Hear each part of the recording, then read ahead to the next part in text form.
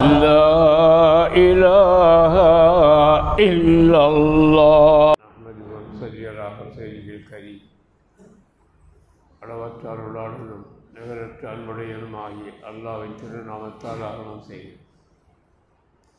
عن معاذ بن جبل رضي الله عنه أن رسول الله صلى الله عليه وسلم أخذ بيده وقال معاذ بن جبل رضي الله عنه அவர்களால் அறிவிக்கப்படுகிறது, நபிகள் நாயகம் ஸல்லல்லாஹு அலைஹி வஸல்லம் அவர்கள் முஆத் பின் ஜபல் ரலியல்லாஹு அன்ஹு அவருடைய கையை பிடித்து கொண்டு அவர் சொன்னார்கள், யா முஆத் அவர்களே, வல்லாஹி இன்னி லஉஹிப்புக, அல்லாஹ்வின் சத்தியமாக உம்மை நான் ரொம்ப நேசிக்கிறேன், விரும்புகிறேன். சும்ம ஊசிக்க, பின்னர் உனக்கு நான் ஒரு உபதேசம் செய்கிறேன். யா முஆத் அவர்களே, லா ததஅன்ன ஃபீ துபுரி குல்லி ஸலாத்தின் தகூல், ஒவ்வொரு தொழுகைக்கு பின்னாலும் இப்படி நீ சொல்லுவதை விட்டுவிட வேண்டாம். எப்படி சொல்லுவது? அல்லாஹும்ம அஇன்னி அலா ஸிக்ரிக வ ஷுக்ரிக வ ஹுஸ்னி இபாததிக், இந்த சின்ன துஆவை ஓதுவதை நீ விட்டுவிட வேண்டாம் என்று நபிகள் நாயகம் ஸல்லல்லாஹு அலைஹி வஸல்லம் சொன்னார்கள். அல்லாஹும்ம அஇன்னி அலா ஸிக்ரிக, இறைவா, உன்னுடைய ஸிக்ரின் மீதும் உன்னை ஸிக்ர் செய்வதன் மீதும், ஒ ஷுக்ரிக்க, உனக்கு நன்றி செலுத்துவதன் மீதும், ஒ ஹுஸ்னி இபாததிக்க, உனக்கு நல்ல முறையில் அழகான முறையில் இபாதத்து செய்வதன் மீதும் எனக்கு நீ உதவி செய்வாயாக என்ற இந்த சின்ன துஆவை ஒவ்வொரு தொழுகைக்கு பின்னாலும் ஓதுவதை நீர் விட்டுவிட வேண்டாம் என்று நபிகள் நாயகம் ஸல்லல்லாஹு அலைஹி வஸல்லம் அவர்கள் முஆத் பின் ஜபல் ரலியல்லாஹு அன்ஹு அவர்களுக்கு சொன்னார்கள். அது தௌபான் மௌலன் நபி ஸல்லல்லாஹு அலைஹி வஸல்லம், நபிகள் நாயகம் ஸல்லல்லாஹு அலைஹி வஸல்லம் அடிமை தௌபான் ரலியல்லாஹு அன்ஹு அவர்களால் அறிவிக்கப்படுகிறது. அவர்கள் சொல்கிறார்கள், கான ரசூலுல்லாஹி ஸல்லல்லாஹு அலைஹி வஸல்லம் இதன் தரபின் ஸலாத்திஹி, நபிகள் நாயகம் ஸல்லல்லாஹு அலைஹி வஸல்லம் அவர்கள் எங்களுக்கு தொழுக வைத்துவிட்டு திரும்பி உட்கார்ந்து கொண்டு அவர்கள் சொல்லுவார்கள், அஸ்தக்ஃபிருல்லாஹ் ஸலாஸன், 3 தடவை இப்படி சொல்லுவார்கள். அஸ்தக்ஃபிருல்லாஹ் அஸ்தக்ஃபிருல்லாஹ் அஸ்தக்ஃபிருல்லாஹ் என்று 3 தடவை சொல்லுவார்கள். வகால, மேலும் அவர்கள் சொல்லுவார்கள், அல்லாஹும்ம அன்த ஸலாம் வ மின்க ஸலாம் வ தபாரக்த யா தல் ஜலாலி வல் இக்ராம் என்ற இந்த துஆவையும் அவர்கள் ஓதுவார்கள் என்று தௌபான் ரலியல்லாஹு அன்ஹு அவர்கள் அறிவிக்கிறார்கள். வன் அலியின் ரலியல்லாஹு அன்ஹு, அலி ரலியல்லாஹு அன்ஹு அவர்களால் அறிவிக்கப்படுகிறார். அவர்கள் சொல்கிறார்கள், மன் கரஅ ஆயத்துல் குர்சி ஃபீ துபுரி ஸலாத்தில் மக்தூபதி, எந்த ஒரு மனிதன் கடமையான ஒவ்வொரு தொழுகைக்கு பின்னாலும் ஆயத்துல் குர்சியை ஓதுவாரே ஆனால், காலபி நிம்மத்தில்லாஹி என ஸலாத்தில் உஹ்ரா, அவன் அல்லாஹ்வுடைய பாதுகாப்பில் இருப்பான், மறு தொழுகை வரும் வரையிலும் அவன் அல்லாஹ்வுடைய பாதுகாப்பில் இருப்பான் என்று ஹஜ்ரத் அலி ரலியல்லாஹு அன்ஹு நபிகள் நாயகம் ஸல்லல்லாஹு அலைஹி வஸல்லம் சொன்னதாக ஹஜ்ரத் அலி ரலியல்லாஹு அன்ஹு அவர்கள் சொன்னார்கள். அதுபோன்று வான் குபா இப்னு ஆமிர் ரலியல்லாஹு அன்ஹு அவர்களால் வைக்கப்படுகிறது. அவர்கள் சொல்கிறார்கள், அமரணி ரசூலுல்லாஹி ஸல்லல்லாஹு அலைஹி வஸல்லம், நபிகள் நாயகம் ஸல்லல்லாஹு அலைஹி வஸல்லம் அவர்கள் எனக்கு கட்டளையிட்டார்கள், அன் அக்ரா அல் முஅவ்விதத்தைனி துபுர குல்லி ஸலாத்தின், ஒவ்வொரு தொழுகைக்கு பின்னாலும் முஅவ்விதத்தைன் என்று சொல்லக்கூடிய அந்த 2 சூறாக்களை நான் ஓத வேண்டும் என்று எனக்கு அவர்கள் கட்டளை பிறப்பித்தார்கள் என்றும் அவர்கள் சொன்னார்கள். முஅவ்விதத்தைன் 2 சூறாக்கள் என்று சொன்னால் குல் அஊது பிரப்பில் ஃபலக், குல் அஊது பிரப்பின் நாஸ், இந்த 2 சூறாவை ஓத வேண்டும் என்று எனக்கு சொன்னார்கள் என்று அவர் சொல்கிறார்கள்.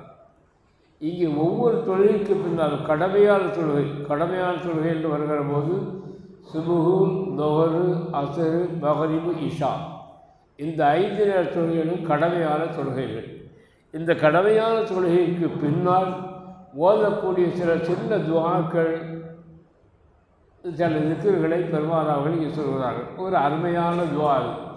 அந்த சுருக்கமான துஆ அல்லாஹும்ம அஇன்னி அலா திக்ரிக வ ஷுக்ரிக வ ஹுஸ்னி இபாதத்திக். இந்த துஆ இதை ஓதுவது மிகச் சிறப்பானது.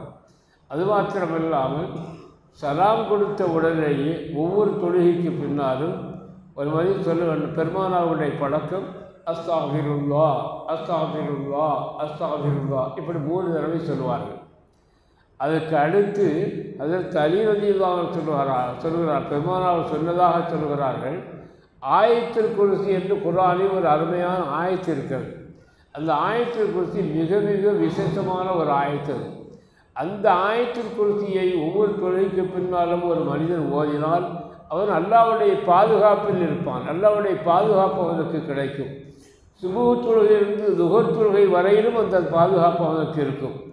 அடுத்து ஒரு தொழுகைக்கு பின்னால் அவன் அதை ஓதினால் அஸ்ர் வரையிலும் அந்த பாதுகாப்பு இருக்கும். இப்படி 5 தொழுகைக்கு பின்னாலும் அதை ஓதி வந்தால் நாள் பூராவும் அல்லாஹ்வுடைய பாதுகாப்பிலேயே அவன் இருப்பான் என்பதை ஹஜ்ரத் அலி ரலியல்லாஹு அன்ஹு அவர்கள் அறிவிக்கிறார்கள். பெருமானார் சொன்னார்கள். எனவே ஒவ்வொரு தொழுகைக்கு பின்னாலும் நாம் இப்படி ஓதுவதை வழக்கமாக ஆக்கி கொண்டால் அது மிகச் சிறப்பானதாக இருக்கும். நம்முடைய வாழ்க்கைக்கு ரொம்ப சிறப்பானதாக இருக்கும். அல்லாஹ்வுடைய பாதுகாப்பு நமக்கு கிடைக்கும். மனதில் நிம்மதியும் ஏற்படும். அதைத்தான் பெருமானார்கள் சொல்கிறார்கள்.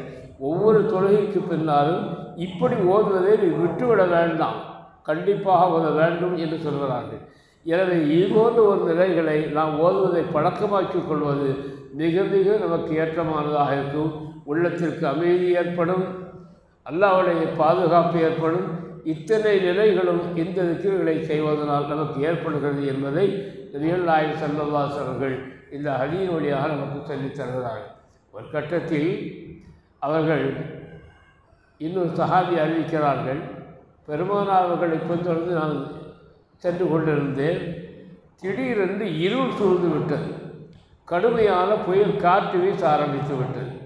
அப்பொழுது உடனே பெருமானார் ஸல்லல்லாஹு அலைஹி வஸல்லம் அவர்கள் குல் அஊது பிரப்பில் ஃபலக் குல் அஊது பிரப்பின் நாஸ் இந்த 2 சூறாக்களையும் ஓதினார்கள். இந்த 2 சூறாக்களையும் என்ன சொல்லப்படுகிறது? குல் அஊது பிரப்பில் ஃபலக் மின் ஷர்ரி மா ஃபலக் படைப்பினங்களுடைய அந்த தீங்கை விட்டும் இறைவா உன்னிடத்தில் நான் பாதுகாப்பு தேடுகிறேன் என்ற பொருள்பட சில வசனங்களில் மேலும் சிலவற்றையெல்லாம் கூறி அவற்றுடைய தீங்கை விட்டு உன்னிடத்தில் பாதுகாப்பு தேடுகிறேன் என்பது அந்த வசனத்தினுடைய விளக்கமாகும். இந்த 2 சூறாக்களையும் பயங்கரமான இருள் சூழ்ந்த வேளையில், பயங்கரமான காற்றடித்த வேளையில் பெருமானார்கள் இந்த 2 சூறாக்களையும் ஓதினார்கள் என்பதை அந்த சஹாபி சொல்கிறார்கள். எனவே இதுபோன்ற ஒவ்வொரு காலகட்டங்களிலும் இதுபோன்ற சூறாக்களை நமக்கு ஓதுகிற போது சிறந்த பாதுகாப்பும் அபாயங்களிலிருந்து அவையும் தேடக்கூடிய ஒரு நிலையும் நமக்கு ஏற்படும் என்பதை இந்த ஹதீஸ்களின் வாயிலாக நபிகள் நாயகம் ஸல்லல்லாஹு அலைஹி வஸல்லம் நமக்கு சொல்லித் தருகிறார்கள். எனவே நாமும் ஒவ்வொரு தொழுகைக்கு பின்னாலும் இப்படி சில திக்ர்களை ஓதுவதை பழக்கமாக்கிக் கொள்வது மிகச் சிறந்ததாக இருக்கும் என்பதை நாம் மறந்துவிடக்கூடாது. அடுத்த ஹதீஸுடைய விளக்கத்தை இன்ஷா அல்லாஹ் தஆலா நாளை தினம் பார்க்கலாம். அல்லாஹ் தஆலா அனைவருக்கும் நல்லருள் பாலிப்பார். பிஸ்மில்லாஹிர் ரஹ்மானிர் ரஹீம். அல்ஹம்துலில்லாஹி ரப்பில் ஆலமீன் ஹம்தன் யுஆஃபி நிஅமஹு வ யுகாஃபி மஸீதா واعف عنا يا كريم يا رحيم يا الله. اللهم صل على سيدنا محمد وعلى آل سيدنا محمد وبارك وسلم عليه. اللهم اغفر لنا ذنوبنا وخطايانا كلها يا رب العالمين.